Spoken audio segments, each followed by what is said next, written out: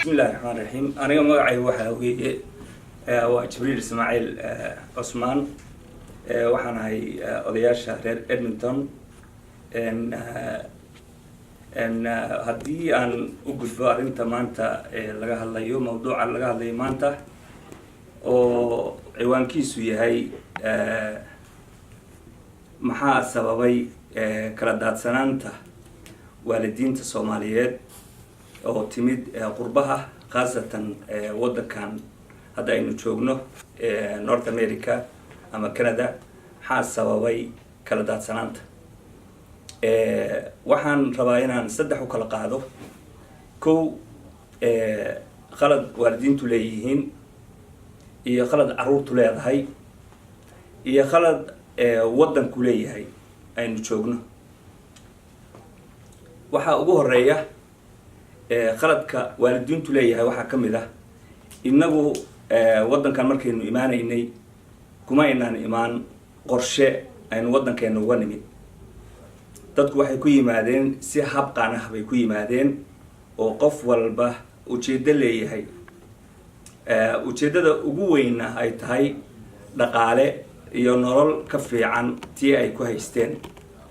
wadankii ay ka yimaadeen dadku dhaqaale lama imaan aqoon badan oo lama imaanin halkan markii la yimid wadankan aynu nimid waxaynu ka bilownay noloshii nin walba inuu xamaalo oo meeshii uu ka soo saari karo nolosha uu ka soo saaro dadkii ku xiraa oo faamiliyadii ku xiraa hadday noqon lahayd caruurtii iyo hadday noqon lahayd waalidiintii iyo ehelkii inuu markaa meeshu wax uga soo saari lahaa uu markaas ka shaqeeyo marka mashquulkaas tirada badan oo dadkii ku mashquulay waxay sababtay inaan waqti wax kale loo helin waqti aqoontii iyo dalka la yimid oo taalay inaan waqti loo helin dhaqaale maynaan wadan oo dad dhaqaalo watay oo dhistay ma ahayn guryo iyo ganacsiyo iyo samaystay oo wadanka markaas taxi payer ahaa oo wadanka ilaa waa la tixgeliyaa dadku markay dhaqaalo wataan waa la tixgeliyaa marka dadku dhaqaalo wataan oo business leeyihiin waa la tixgeliyaa waxaynu ka bilownay marka noloshaas adag oo aynu duruufta aynu la soo kulannay waxaan ka bilownay inaan lacag ku shaqeyno dadku si aan nolosha u soo saaro lacag ah minimum wage ama lacagta ugu yar oo wadanka lagu shaqeeyo inaynu ku shaqeyno waad garan kartaan marka lacagtaas waxa ay goyso nolosha yani inta ay waxay ka qaban karto waxay sababtay marka si kastaba ha ahaatee noloshaas adag baynu wax ku qabanay oo caruurteennii iyo reerkeennii aynu isku daynay inaynu wax uga qabanno arrintaasu markii halkan la yimid dhaqankii culture-ka ahaa taasu waa midda inagu cillad ah oo aynu leenahay waalidka ah waxaynu leenahay marka inuu culture baynu lahayn dhaqankii aynu lahayn oo halkan aan la nimid waxay ahayd dhaqan ninku uu yahay mas-uul yahay reerka usoo shaqeeyo waxa uu hooyaduna mas-uul ka tahay caruurta marka mas-uuliyaddii halkan ma taalo waxaana sababay noloshii oo aan dabooli karinin mas-uuliyaddii odaygu uu lahaan jiray taas waxay sababtay marka in hooyadii iyo aabihii halkaas uu khilaaf ka dhasho khilaafkaas wuxuu sababay reerkii in uu noloshii adkeed ay sababtay in reerkii qof walba hooyadiina ay meel iyaduna noloshii ay ka gasho odaygiina uu meel ka raadiyo noloshii ka raadiyo sidaasna la isku khilaafo caruurtii marka khilaafkii labada waalid ka dhaxeeyay sabab bay ku yeelatay waxay sababta ugu yeelatay marka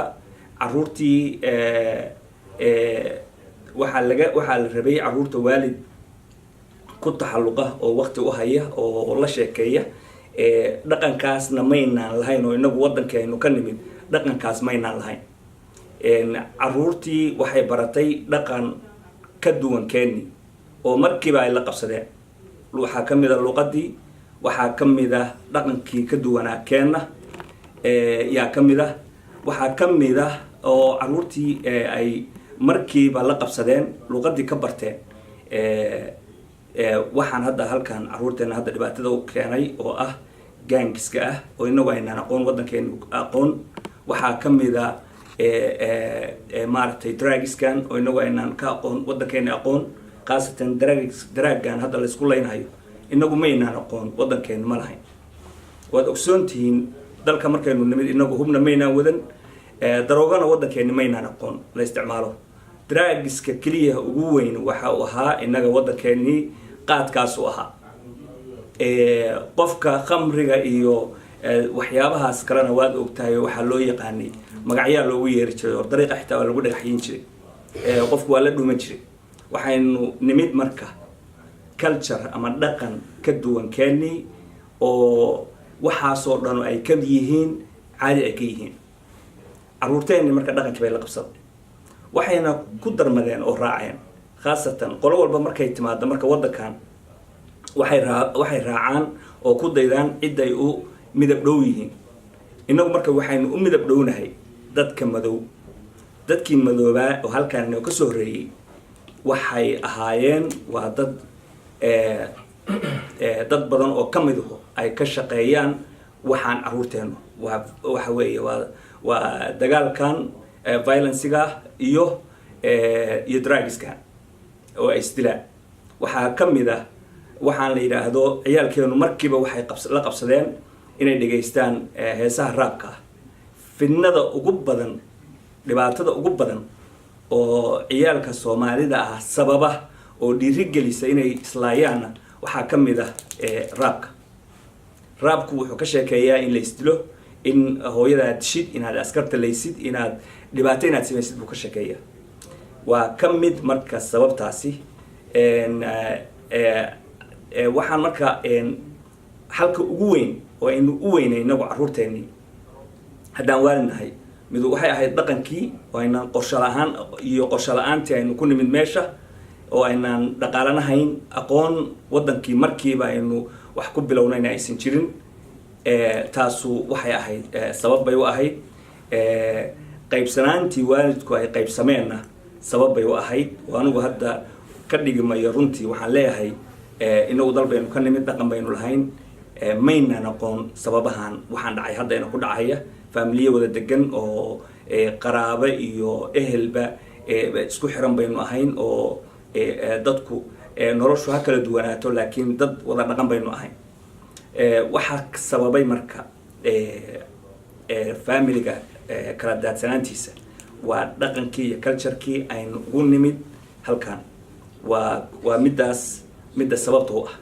caruurta midda sababta u noqotayna waa taasaan anigu yaan aaminsanahay. waayo inagu dalkan way ogtihiin oo lama inaan imaan, huban maynaan wadan, daroogana maynaan wadan, mana inaan aqoon. sababtaasaynu aqoon weynay inaan xalkeedii helo caruurteenna dhibaatada ku dhacday. anigu xaggayga kolley taasaan aaminsanahay. aad iyo aad baad umahadsantihiin. hadalka qaybtiisa dambe markuu soo laabtana insha allah baan qaybteyda dambe ka qaadanaya. waa mahadsantihiin.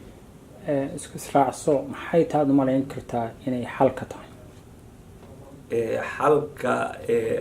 waxaan isleeyahay xalka waa labo mid. waxaa laga rabaa dalka aynu joogno, waayo dalkaani aynu joogno mas-uul isagaa ka ah nabadgelyada iyo dadka maaragtay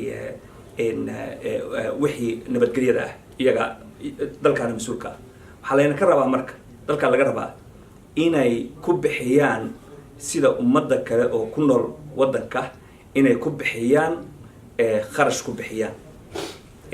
lagu baaro waxaa xaqiiqa. dalkan hadda aynu joogno Canada, dalkeennan oo hadda dalkeennii ah, wuxuu leeyahay waxyaabo runtii aqoon iyo technology sophisticated oo wax walba lagu ogaan karo. dalkeena hadda Soomaaliya oo aynu joognay waxaan xusuusnahay haddii laga qaato shaar laga xado iyo haddii laga qaato guriga laga jabsado iyo haddii baabuurka laga jabsado haddaad tagtid police station markiiba waxay sheegayaan groupka jabsaday iyo meesha ay degan yihiin. groupkaas markiiba waa abaarayaan waxaana lagu keenayaa akhbaarteedii oo sugan baa lagu keenayaa. dal marka sophisticated oo technology haysta oo meel walba camera ku dhagan tahay oo hadda tusaale haddaan ka soo qaadno daylightka maalinta duurkii la dilay wiilashii lagu dilay oo qoryahoodii iyo baabuurtii dishay intaba la arkayay sawiradoodii suuragal maaha lama yaqaan maxaad u sheegi weydeena suuragal maaha. waxaa weeye sida ummadda kaleba loo qabto iyadoo aan lahayn dadkii iyo markhaatigii aan lahayn yaa la qabtaa. waxaan anigu aaminsanahay dowladda Canada dowladdeena Canada waxaan uga baahannahay hawshaas inay ka qaadato qayb ka qaadato waxaan uga baahannahay in dadkan Canadiyaanka oo dhibaatada ku dhacayso sumcad xumana dalka waa u tahay annagana waxay noo tahay haddii dadkii usoo doontay nabadgelyada in dhibaato halkaan uga dhacdo adduunka taariikh bay noqonaysaa. mid waa taas innaga community ahaan waxaa laynoo ka baahan yahay in aan isu tagno dhaqaale aruurino aynu qabsano lawyer qabsano. waxaa arrintan wax ka qaban kara dad qareeno oo wax ka qaban kara arrintan yaqaana oo dhaqanka yaqaana oo yaqaana waxa ina ku dhacay iyo wadankan yaqaana meesha laga abaaro. taasaynu u baahannahay. waxaan anigu soo jeedin lahaa oo ugu horeeyaan dadkii caruurtoodii la laayay inay soo istaagaan safka hore soo istaagaan dhibaatadii ku dhacdayna ilaahay subxaanahu wa tacaala inagana hayna ka hayo kuwa dambana ha ka hayo ayagana ilaahay samar ha ka siiyo. laakiin inay noqdaan dalkan waad aragteen hadda maalin dhaweyto maxay ahayd qolo dadkeena Canadiyaanka oo la dilay oo caddaan ahayd waxaa dhacday islaan baa mise gabar bay ahayd hooyadeed waxay gaartay iyadoo aan gabadhii weli lahaynin yaa la soo qabtay dad loo soo xiray. maxaa sababay? qoladii wax laga dilay family wax laga dilay yaa harsan waayay oo hooyan waayay oo waxay galeen dadkii bulshadii dhex galay oo Canadiyaanka yiri waxaan u baahannahay caawimaad baan u baahannahay.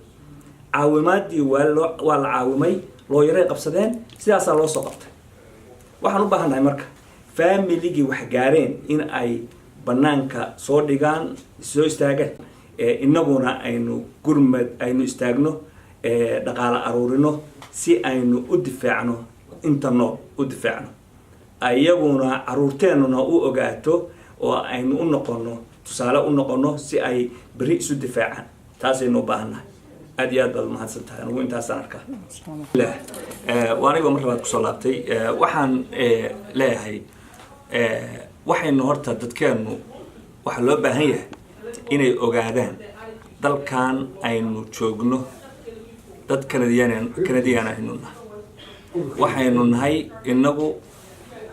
caruurta maanta caruurteena laleynaya waa first generation way.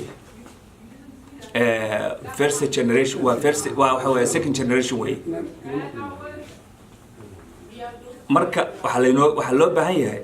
inaynu ogaano xuquuqda dalkana ku leenahay. waa inaan ogaanaa dadkeenu ogaadaan waxa aynu qaban karna awoodda aynu leenahay. kow waxaynu leenahay mid siyaasadeed waxaynu leenahay mid dhaqaale labadaba.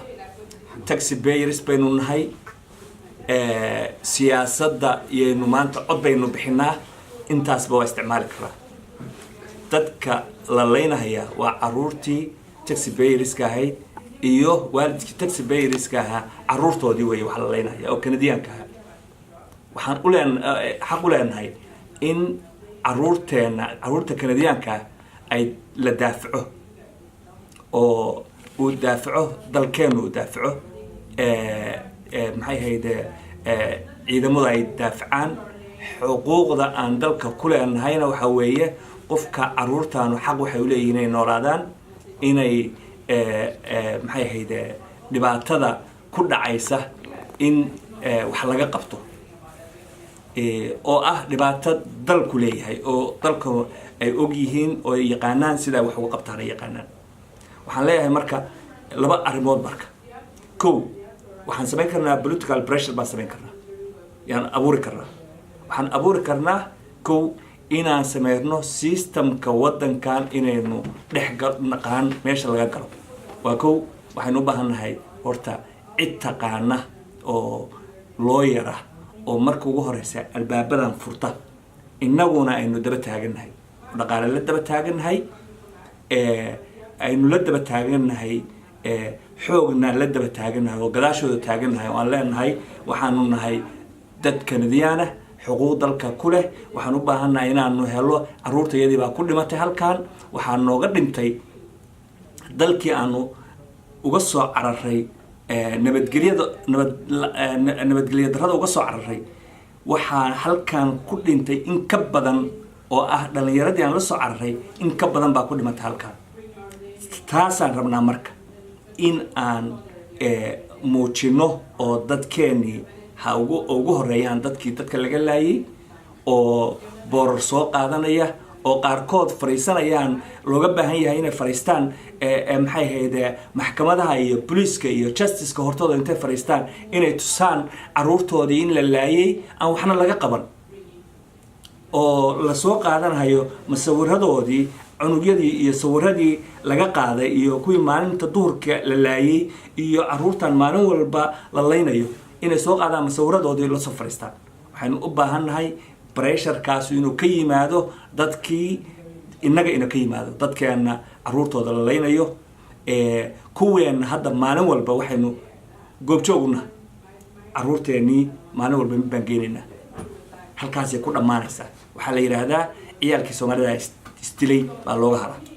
haddaan taa uga haro waa dhammaanayaan caruurteennu sidaasayna ku dhammaanayaan kuwa hadda noolla waxay u joogaan dhimashay u joogaan dhimashaa u qoran kuwii dhinteena waa dhinteen waxaynu u baahan nahay inaan caruurta daba qabano kow sidaasaynu ku daba qaban karnaa dhaqaale inaan bixino loo hayargarayno waa number 1 inaan ka hadalo oo codkeena banaanka soo dhigna waa number 2 inaan siyaasiyan u pressure garayno dawladda waa 3 dariiqa u wada maraynaan oo horseedka u noqonayana waxay tahay xoog inaan saaro lawyer waxaynu ognahay lawyeradu weliba lawyerada waaweyn oo dalkan caanka ka ah sida hadda cumar khadar oo kale lawyerkii maxay ahayd difaacayay wuxuu ahaa ninkii gaarsiiyey halkan haddaayto runtii hadal maxay ahayd uu sheegayay maxamed cakood oo ahaa inaynu samayno dawladdan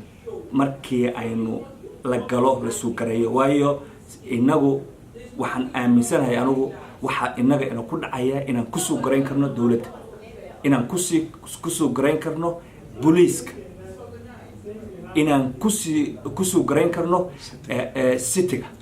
waxaan u baahannahay arrintaas inaan u qabsano lawyer u qabsano arrintaas si aynu markaas lawyerku inoo siiyo macluumaadka iyo dariiqaynu u mari lahayn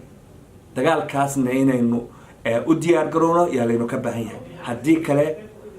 baroorta maalin walba aan dhegaysanayno kuwa ka badan baa ka dambeynaya maalin walbana maalinta ka dambeysa waa ka daraysaa dagaal maxay ahayd dhimashada caruurteena iyo dhibaatada ina ka haysata dalka aynu maxay ahayd waalidkeenu aynu usoo qaxnay